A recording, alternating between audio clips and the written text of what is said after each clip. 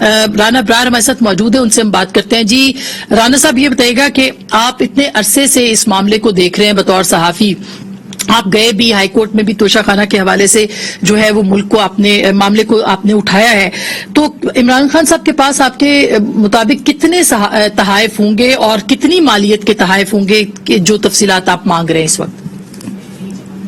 ابھی تک جو ایک تو ڈاکومنٹ سامنے آیا ہے، وہ اس ڈاکومنٹ کے مطابق تو 112 تحائف ہیں، لیکن بہت سارے تحائف مسنگ ہیں، کیونکہ میری انڈرسٹینڈنگ مطابق جس کی وجہ سے میں RTI میں ریکویسٹ بھیجی تھی، پھر میں پاکستان انفارمیشن کمیشن میں گیا تھا، تو 2 دوست ممالک ہیں، انہوں نے مہنگی گاڑیاں بھی دی تھیں، اس کے علاوہ گولڈ پلیٹڈ کولاشن کوف بھی ہے.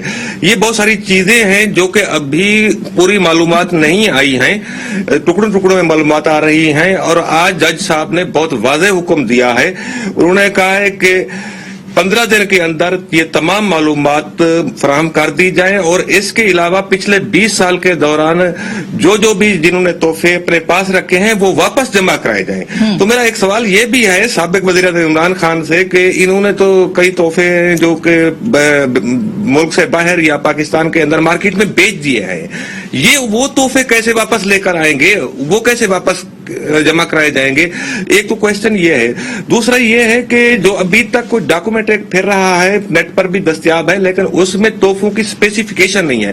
میں نے 23 نومبر 2020 کو جو RTI ریکویسٹ بھیجی تھی سیکرٹری کیبنٹ ڈویژن کو، اس میں نے 5 سوال کیے تھے، جس میں ایک یہ تھا کہ تمام تحائف کے ڈیٹیل اسپیسیفکیشن ماڈل وغیرہ وہ تمام بتایا جائے، کیونکہ اس سے کا تعلق ہے انڈر پرائسنگ کے ساتھ. جب بھی کوئی حکومتی عہدیدار یا پرائم منسٹر گفٹ ریٹین کرتا ہے تو اس کی پرائس ڈٹرمنیشن ڈپٹی سیکرٹری کرتا ہے، وہ ہولی سولی ہوتا ہے، اس کے باوجود اختیارات ہوتے ہیں. وہ ₹1,00,000 والے تحفے کا چاہے 1,000 روپیہ پرائس ڈٹرمن کر دے، پھر اس کا 50% دینا پڑتا ہے.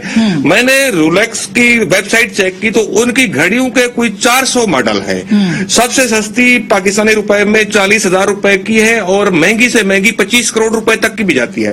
اب جو لسٹ گھوم رہی ہے اس میں صرف گھڑی لکھا ہوا ہے رولیکس کی، اس کا ماڈل اور اسپیسیفکیشن نہیں ہے. جب تک وہ پتہ نہیں چلے گا ہم انڈر پرائسنگ کا کمپیریزن نہیں کر سکتے ہیں. اس لیے جج صاحب نے جو آرڈر کیا ہے کہ جو میں نے معلومات مانگی تھی RTI ریکویسٹ میں، وہ تمام کی تمام فراہم کی جائیں.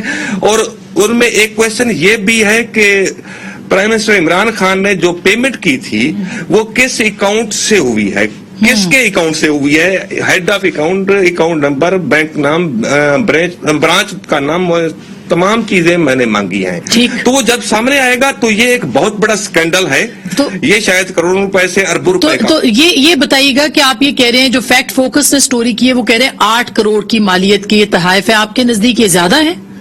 کتنے مالیت ہے؟ جی بالکل اس سے زیادہ کے ہیں، کیونکہ یہ تو پرائس ڈٹرمنیشن کے مطابق ہے. ٹھیک ہے، یہ مارکیٹ ویلیو نہیں ہے. یہ تو صرف وہ پرائس ہے جو ڈپٹی سیکرٹری محمد احد ان کا نام تھا، جو بعد میں ان کو ٹرانسفر کر دیا گیا ہائی کورٹ کے خوف سے، وہ ابھی اسٹیبلشمنٹ ڈویژن میں ہیں. انہوں نے یہ پرائس ڈٹرمنیشن کی تھی. اس کی مارکیٹ ویلیو کا ہمیں اس وقت پتا چلے گا جب ان گفٹس کی اسپیسیفکیشن ہمیں بتائی جائے گی کہ کون سا ماڈل ہے، کون سی اسپیسیفکیشن ہے، اور کون سا مٹیریل ہے اس کے اوپر. یہ ساری چیزیں جب آئیں گی تب پتا چلے گا. میں آپ کو دعوے کے ساتھ کہتا ہوں کہ یہ اربوں روپے کے گفٹ ہیں، یہ کروڑوں روپے کے نہیں ہیں. اور یہ ایسے ہی لیے گئے ہیں جیسے 1,00,000 روپے کی چیز 500 روپے دے کر لے لی جائے اور بعد میں 1,00,000 روپے کی مارکیٹ میں بیچ دی جائے. دوسرا اہم سوال یہ ہے کہ کون سے ملک کا وزیر اعظم ہے جو تحفے مارکیٹ میں بیچ دیتا ہے؟ آج تک دنیا میں کوئی ایسی مثال ہے؟ بلکہ کوئی دوست کسی دوست کو برتھ ڈے کے اوپر گفٹ کرے، وہ بھی اگر بیچ دے تو بہت برا لگتا ہے، اس کا بھی پروٹیسٹ کرتا ہے. یہ کون سا طریقہ ہے کہ ایک تو انہوں نے گفٹ کی توہین کی ہے، گفٹ پریزنٹ کرنے والے کی توہین کی ہے، پاکستان کے فارن ریلیشن، فارن انٹرسٹ کی توہین کی ہے، ان کو ڈیمیج کیا ہے انہوں نے. مطلب کسی ملک کے وزیر اعظم کا یہ مقام ہے، یہ معیار ہے کہ وہ تحفے. ظاہر ہے یہ کہ اخلاقی سوال تو بنتا ہے، لیکن آپ 1.5 سال سے تقریباً آپ کورٹ میں ہیں، تو آپ کو کیا کیا دیکھنا پڑا ہے رانا ابرار؟ اس پہ آپ تھوڑا سا بتائیے اس سٹوری کے پر.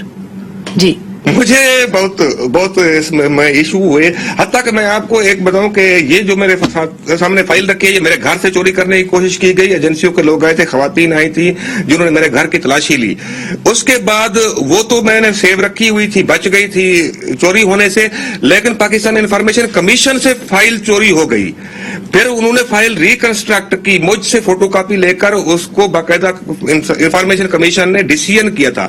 इसके अलावा मुझे मुसलसल जब तक पीटीआई की हुकूमत रही है, मेरी सर्विलेंस होती रही है। लोग मेरे पीछे होते थे, गाड़ी के ऊपर हर वक्त मेरा पीछा करते थे। एक बार मेरे ऊपर एक ट्राइबल एरिया का बंदा था, पीटीआई का वर्कर था, उसने मेरे ऊपर हमला करने की कोशिश की और लोगों ने बचा लिया था मुझसे। इसके अलावा यह है कि मुझे इसी की पादाश में अपनी नौकरी से बेरोजगार होना पड़ा था। मुझे रोजनामा जहां ने पाकिस्तान से इस नहीं बल्कि सबका हुकूमत ने फारिग करवा दिया था। और जहां भी मैं अप्लाई करता था तो वहां पर मुझे आखिर में यही कहा जाता था कि भाईजान आपको अगर हम अपॉइंट करेंगे तो फिर हमारे इख्तियार बंद हो जाएंगे, हमारा इदारा बंद हो जाएगा।